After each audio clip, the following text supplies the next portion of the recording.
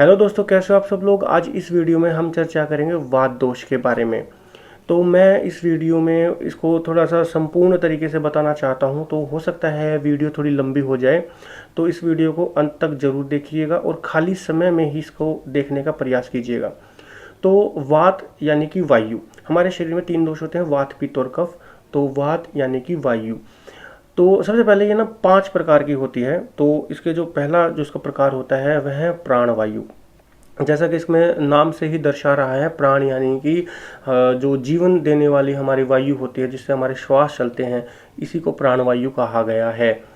तो जो जो श्वास चलती है और जिसके हमारे जो फेफड़े होते हैं, जिससे हम ऑक्सीजन लेते हैं, तो यही प्राणवायु होती है। और जब यह कुपित होती है तो हमें हिचकी होती है या फिर हमें श्वास संबंधी रेस्पिरेटरी डिजीज हो जाती हैं। और जो इसका दूसरा जो प्रकार होता है वह है उदान वायु। उदान वायु बेसिकली जो हम बोलते हैं, जो हमारा स्वर होता है, गाना या फिर चिल्लाना या फिर तेज तेज बोलना, जल्दी जल्दी बोलना, धीरे धीरे बोलना और धीरे धीरे बोलना, यह सारी जो प्रक्रिया होती है यह उदान वायु के द्वारा ही होती है।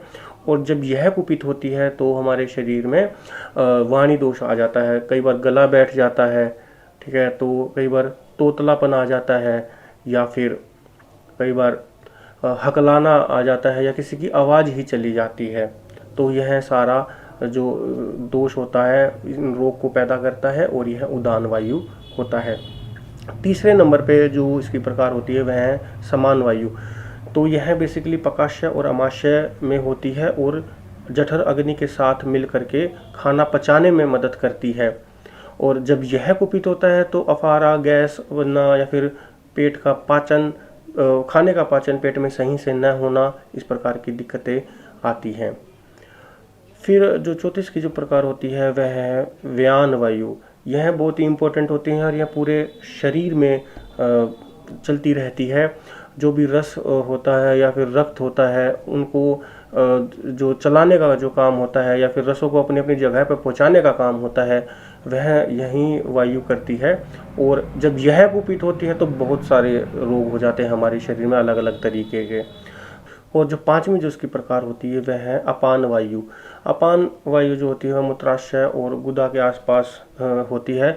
जो भी खाना जो पक के आता है वह मल और मूत्र को बाहर निकालने के लिए बेसिकली इसका यूज़ होता है। और जब यह कुपित होती है तो गुदा के और मूत्राशय के रोग उत्पन्न होते हैं। मूत्राशय के रोग में सबसे ज़्यादा आता है प्रोस्टेट एनलार्जमेंट की दिक्कत, तो यह इसी की वजह से हो जाती है। और गुदा के जो रोग होते हैं बेसिकली वह इसके अंदर आता है गुदा भ्रंश, जिसको जो मतलब जो गुदा होती है वह उसका कई बार बाहर निकल आती है। छोटे बच्चों में भी अक्सर देखा जाता है और इस तरीके के रोग हो जाते हैं।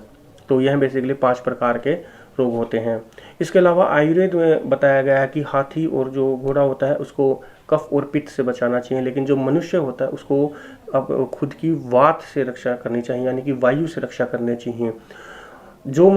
जिस मनुष्य के शरीर में वायु अच्छे प्रकार से अगर चलती होगी तो उसको 100 वर्ष तक किसी भी चीज़ की चिंता करने की ज़रूरत नहीं होती। वह 100 वर्ष तक निरोगी रह सकता है, ठीक है। तो मनुष्य के लिए वात यानी कि वायु सबसे इम्पोर्टेंट होती है। और वात के 80 प्रकार के रोग होते हैं।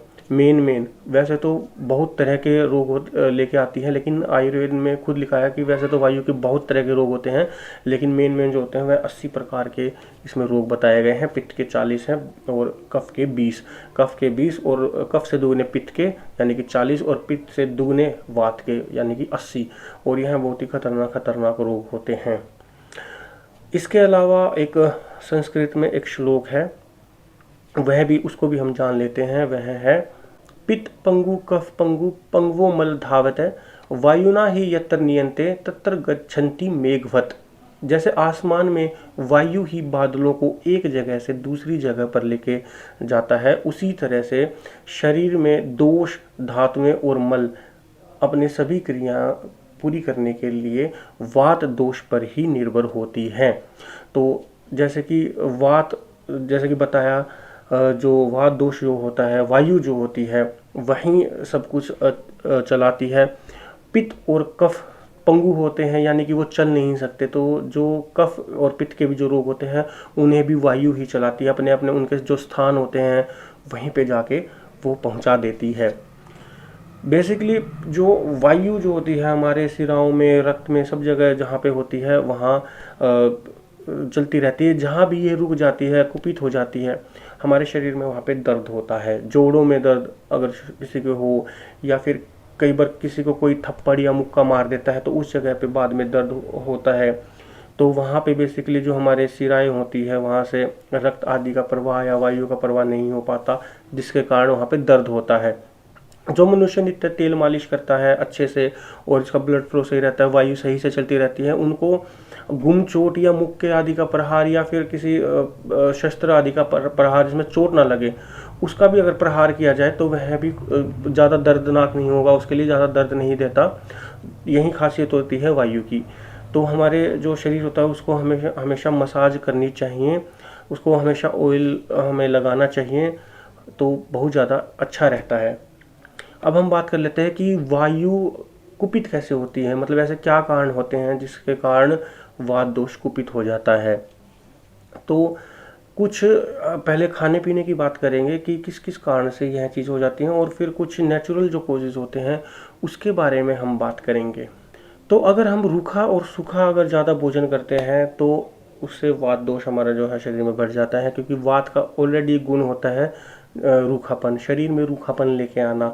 आपने देखा होगा जिनको वात दोष ज़्यादा बढ़ा रहता है उनके शरीर में भी रूखापन होता है, इसीलिए ऑयल लगाने के लिए, तेल लगाने के लिए बोला जाता है जिससे उसका रूखापन खत्म हो।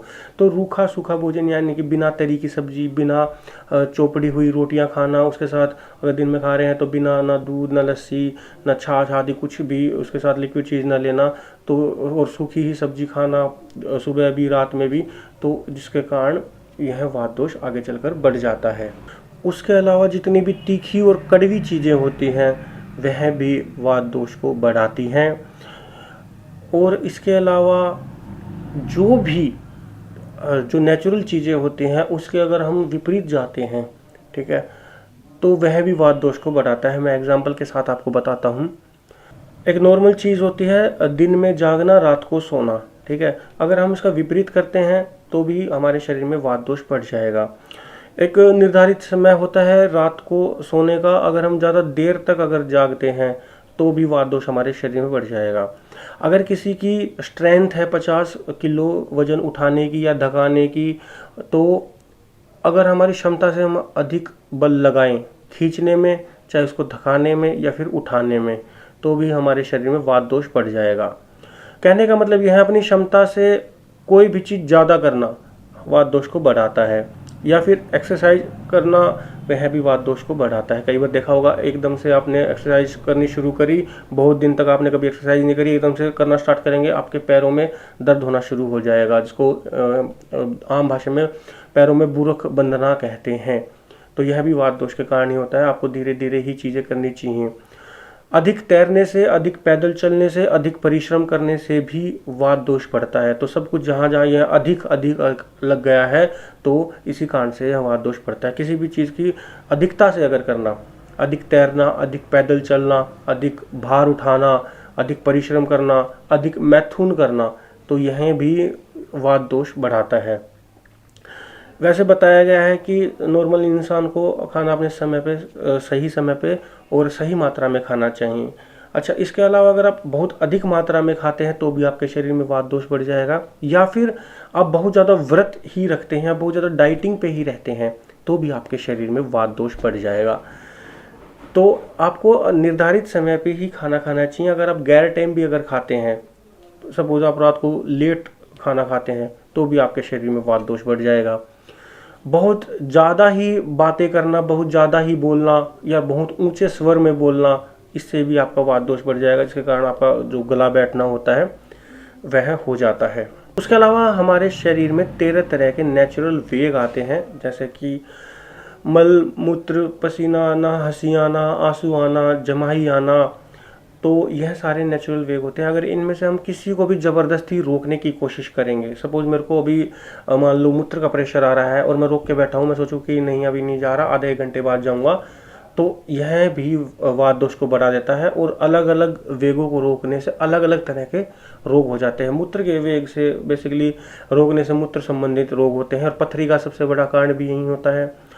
अंडकोश में जो वेरिकोसिल हाइड्रोसिल की बीमारी होती है उनका भी यही कारण होता है।